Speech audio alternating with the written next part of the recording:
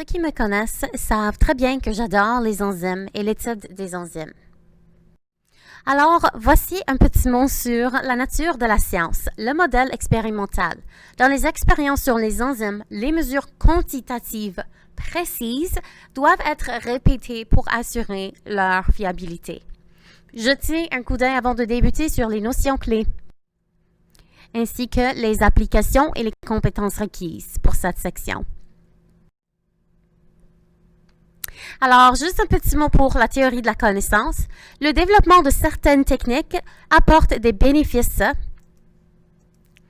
à certaines populations humaines particulières plus qu'à d'autres. Par exemple, le développement de lait sans lactose disponible en Europe et en Amérique du Nord pourrait être encore plus bénéfique en Afrique ou en Asie, où la prévalence de l'intolérance au lactose est plus élevée. Et on a vu ceci en classe avec le documentaire.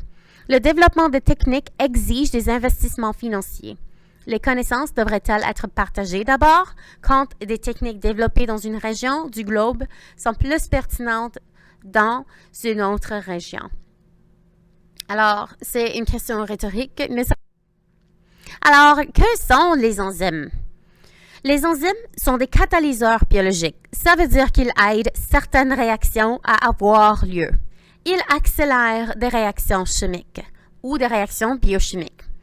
Et ce qui est intéressant avec les enzymes, c'est leur très grande spécificité ainsi que le fait qu'ils demeurent inchangés après une réaction. Donc, ils peuvent être recyclés encore et encore.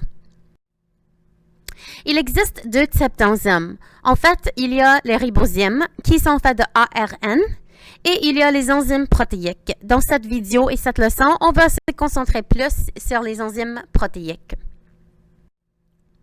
Alors, de substrat à produit. Les substrats sont changés par les enzymes en produit. Alors, chaque enzyme a des substrats qui lui sont très spécifiques. Le substrat est le produit chimique ou le réactif qui doit être changé en produit. Alors, le substrat entre dans ce qu'on appelle le site actif d'une enzyme. Chaque enzyme a un site actif qui est très spécifique à son substrat, juste comme une clé et une serrure de porte. Le substrat entre dans le site actif de l'enzyme. L'enzyme change de forme et en changeant de forme, elle va catalyser une certaine réaction qui va former le produit à partir de ce substrat. Alors, 3 étapes. Le réactif s'attache au site actif de l'enzyme en forme ce qu'on appelle le complexe substrat-enzyme. Ensuite, les réactifs deviennent des produits et le produit se détache de l'enzyme pour qu'elle soit réutilisée. C'est assez simple. Tu as les substrats qui entrent dans le site actif, soit changés par l'enzyme qui le relâche sous forme de produit. L'enzyme reprend sa forme originale et est prête à accepter de nouveaux substrats. Les réactions chimiques impliquent des liaisons brisées de réactifs et des liaisons formées dans le cas des produits. N'oublie pas que pour briser une liaison, je dois mettre de l'énergie. C'est un processus endothermique. Pour former une liaison, par contre, il y a de l'énergie qui est dégagée. C'est un processus exothermique. Alors voilà, une réaction exothermique, c'est dans laquelle l'énergie absorbée est plus petite que l'énergie émise par les liaisons formées. Et une réaction endothermique, c'est où l'énergie absorbée pour rompre une liaison est plus grande que l'énergie libérée par la formation de liaison. Alors, il y a une petite théorie qui s'appelle la théorie de collision. Cette théorie nous dit que pour avoir une réaction efficace, il faut absolument que les réactifs entrent dans la bonne orientation des réactifs et qu'ils aient une énergie de collision assez suffisante. Je vous invite à regarder cette petite animation. Alors, qu'est-ce que je veux dire par ces termes? Comme vous pouvez voir ici, le substrat doit entrer dans l'enzyme et il faut que la partie qui doit faire des liaisons avec la partie bas du site actif rentre dans la bonne orientation. Ça veut dire qu'il faut aussi qu'il ait assez d'énergie. C'est comme si tu essayes avec ta bicyclette, de monter une petite montagne. Si tu n'as pas assez d'énergie, ben, tu vas tomber en arrière. Mais il te faut assez d'énergie et de vitesse pour que tu sois capable de surmonter la petite montagne et passer à travers. C'est la même chose pour les enzymes. Ils ont besoin de l'énergie nécessaire pour pouvoir faire fonctionner la réaction. Le diagramme que vous voyez devant vous s'appelle le diagramme d'énergie potentielle. Regardez-le comme il faut. On a ici sur le côté l'énergie libre sur l'axe des Y et en bas le sens de la réaction ou si tu veux dire le temps. Donc, on a certains réactifs qui doivent réagir ensemble. Il faut leur donner assez d'énergie. On appelle cette énergie nécessaire pour activer la réaction l'énergie d'activation symbolisée ici par EA. S'ils ont assez d'énergie, les réactifs vont commencer à se transformer en produits. À un moment donné, ils auront beaucoup plus d'énergie qu'ils auront quand ils sont produits. On appelle les réactifs à ce stade l'état de transition. L'état de transition est un état très instable et ça c'est pourquoi il a beaucoup d'énergie.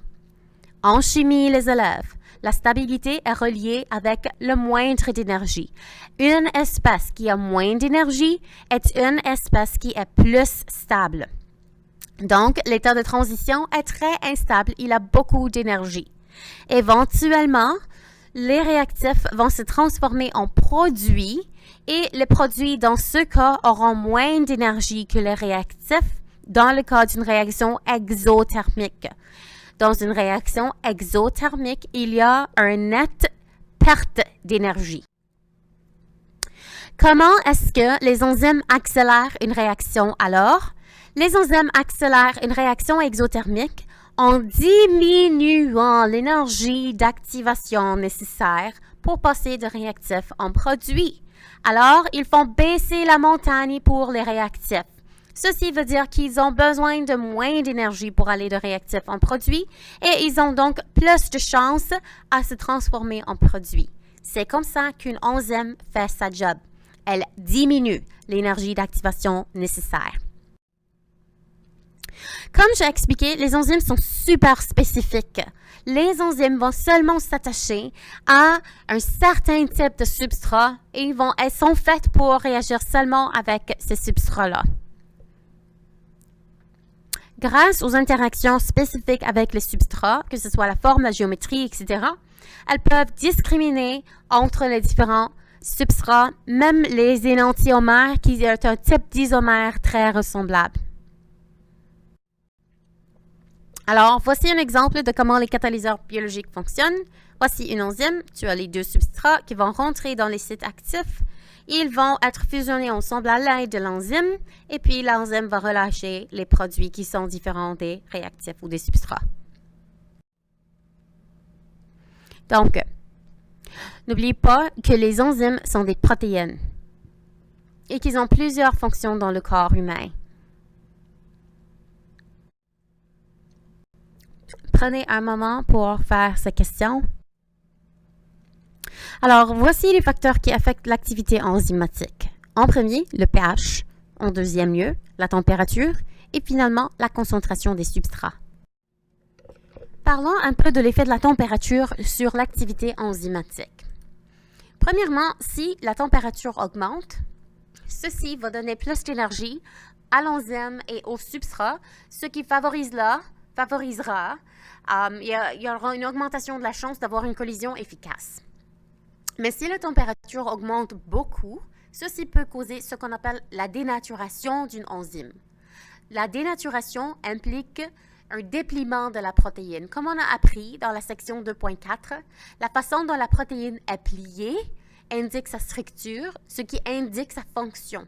Alors, si l'enzyme est dépliée, elle ne pourra pas accomplir sa fonction. Donc, les liaisons de l'enzyme brisent. Ceci est une action permanente, alors on ne peut pas défaire la dénaturation. Alors, regardons ici. Ce graphique indique l'activité enzymatique, donc la vitesse de la réaction versus la température, pour deux différentes enzymes. Pour celle-là, on peut voir que la température où l'activité enzymatique est la meilleure est à 37 degrés. Ça doit être une enzyme humaine, étant donné que la température corporelle est 37. Ça, c'est celui-là représente le graphique d'une enzyme dans une bactérie thermophile, donc une bactérie qui peut survivre à des températures élevées. Alors, comme on peut voir, l'activité enzymatique est la meilleure à environ 77 degrés. Plus haut que ça, l'enzyme devient dénaturée. Plus bas que ça, il n'y a pas assez d'énergie d'activation pour que la collision efficace ait lieu. Pour le pH, concernant le pH, un petit rappel que les conditions acides sont très concentrées en H+, les conditions basiques sont très peu concentrées en H+. Chaque enzyme a ce qu'on appelle le pH optimal. Le pH optimal, c'est le meilleur pH à lequel ça va fonctionner. Si le pH change, ceci va changer la forme de l'enzyme ou sa conformation, ce qui rend le site actif, pas capable d'accueillir les substrats et il y aura donc la dénaturation. Alors, encore une fois, chaque enzyme a son pH optimal. Ça, c'est la pepsine, une enzyme qui habite dans l'estomac. Voilà son pH optimal autour de pH 2. La trypsine est une enzyme qui agit dans l'intestin où l'environnement est un peu basique. Alors, son pH optimal, c'est 8. Qu'est-ce que vous pensez arrivera si j'augmente la concentration des substrats? Est-ce que ça augmenterait l'activité enzymatique ou est-ce que ça n'aura pas d'effet?